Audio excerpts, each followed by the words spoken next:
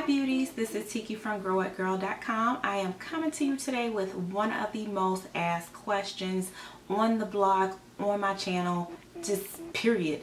And that question is, what is Texlaxing? So if you stay tuned, I'll get into it. Okay beauties, I have this video broken up into different sections, so just in case you want to take notes, you want to go back to a section, and I'll probably put something in it to divide everything up, because I'm not just going to talk about what it is, but I'm going to give you some tips on whys and the who, the what, yeah, all of that. So let's get into it. First off, let's get into the definition of Texlaxing. Texlaxing is simply the intentional underprocessing of your hair. Yeah, that's it. Simple as that. A lot of times when ladies who are relaxed want to relax their hair, they want to relax it bone straight, have it sleek, have it straight. So with Texlaxing, this isn't the goal. With Texlaxing, you want to leave some texture in your hair. You want to intentionally and make sure that hair does not get bone straight.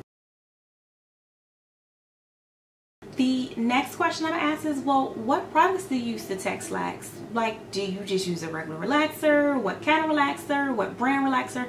Actually, I have a whole series on the blog on the relaxers that I've used, the relaxers that I recommend, like my top 3. So I'll put the link for that down below or somewhere around here. Somewhere. But for me personally, I use a relaxer for fine and color treated hair. You can use either a relaxer that's like a mild, or you can use a regular relaxer. The type of relaxer that you use will basically be determined by the results that you're looking for and also your hair texture. If you have hair like mine and it's like in the 3-ish range and you want to leave some texture in there, I would definitely recommend a mild relaxer or something for fine and color treated hair. If you have something in the 4s like my daughter's, then I would say use a regular. With that, you're going to add in other products. I'll get to that in just a moment. Now, lie versus no lie. Not going to get into the debate. I have a post comment on the blog, the difference between the two. That's really a personal preference on which, well, it's kind of the lesser of two evils, so what you would prefer to deal with. I personally use a lie relaxer. I use the Mizani. Again, it's the, you know, I always get my screens backwards. I use the Mizani, like I said, for fine and color treated hair. This is something I've been using for years. This is just my preferred one. Like I said, I've tried a ton of relaxers, and that's the one that I ended with, and that's the one I just kept using. So that's just me. The next question is, how do you Texlax, or how to Texlax? Texlaxing is really very simple. No matter what you use, you mix something in it, or you will put something on your hair.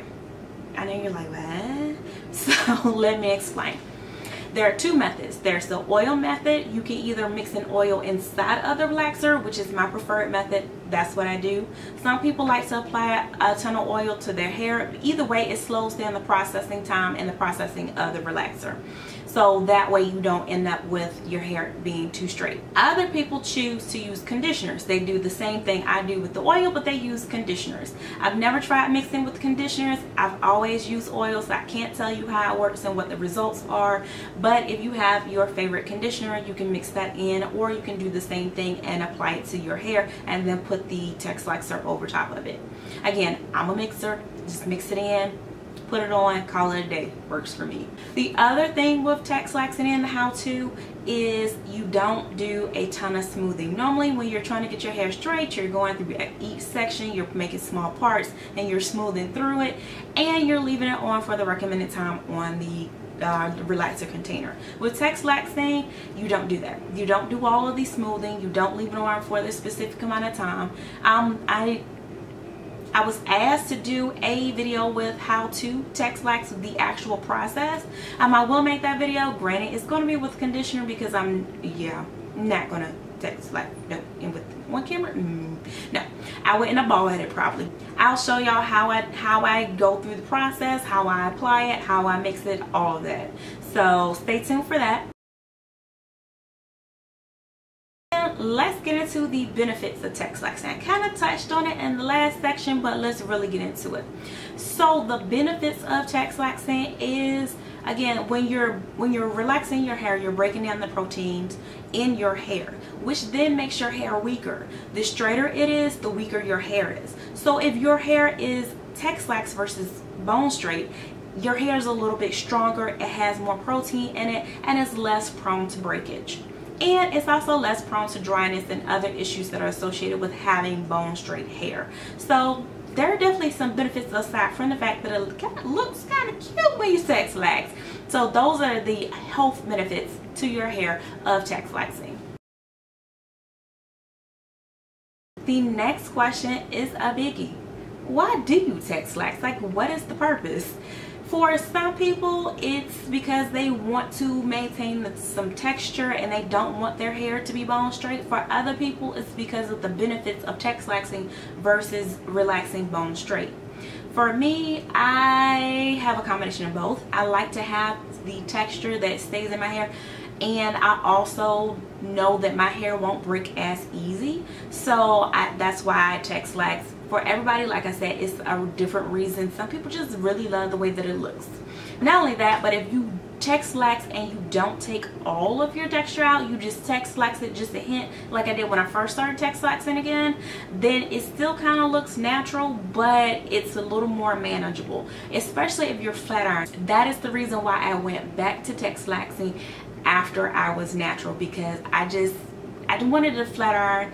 Florida, the humidity, don't even get me started. Don't even. It's horrible. Next question is, how long have I been Texlaxed? I've been Texlaxed forever, like before Texlaxing even had a name. Like when I first started Texlaxing way back in the day, or relaxing way back in the day, I just called it relaxing. I didn't know what it was. I just knew whenever I relaxed my hair, I always made sure to under-process it, because I like having the waves left in my hair. Like I have curly hair, but I would relax to a nice wave. That was just my preference back then. I've had some drama with being Texlaxed. Like I said, I did it before it was popular, before it had a name to it. And when I first came out and was like talking about Texlaxing, everybody thought that I was crazy, because I started out on the hair boards. I was Texlaxed before it became popular on YouTube. So now a lot more people know about it, so I don't catch the flack and the drama that I initially did. Like I had somebody that really talked about me behind my back and thought it wasn't going to get back to me over Texlaxing. Dude, it's hair. It's not that serious. But you would have no idea, like, yeah, Texlaxing when I started was not popular. It was all about that bone straight hair, and people were like, well, why even bother? Why would you do that? I just like the way it looked. I've only been relaxed bone straight for a short period in my life, and that was when I first moved to Florida, because the stylist that I got, she refused to Texlax my hair. She refused to under-process my hair, because she actually wasn't educated and she thought that it would actually do more harm. That's how long ago that was. That was back when it was like, well, if you don't relax it properly, it's gonna make your hair break. Now we know better. It's a little different. So I had my hair relaxed bone straight for that teensy weensy bit of time, and then it was like, this isn't what I want, this is what I like. So I went back to relaxing my own hair, and I got the results that I wanted. Now, shortly after that, I decided to go natural for a little bit, and then I returned back to Texlaxing. So for the last time that I started Texlaxing, I Texlaxed in 2011, but it's been forever. I think I got my first relaxer when I was like 12 or something like that, and I snuck and got that one summer when I was in Baltimore. That's a whole other story, but yeah, forever. How do you maintain Texlaxed hair? For everyone, it's different.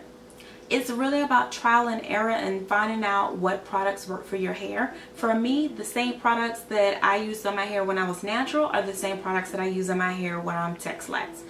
I don't know why, but my hair just likes the same products. And I actually will link my hair regimen post down below. Like, I use a ton of stuff and it works either way for me.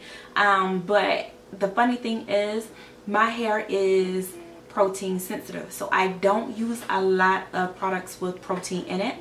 But yeah, I just maintain it the same way I do my my natural hair. Another thing that I like to do with my Texlaxed hair to keep it healthy is to let it air dry. I prefer to braid my hair up. That's what I did to my hair in this. I just braided it up, put some rods on the end, and I let it air dry like that.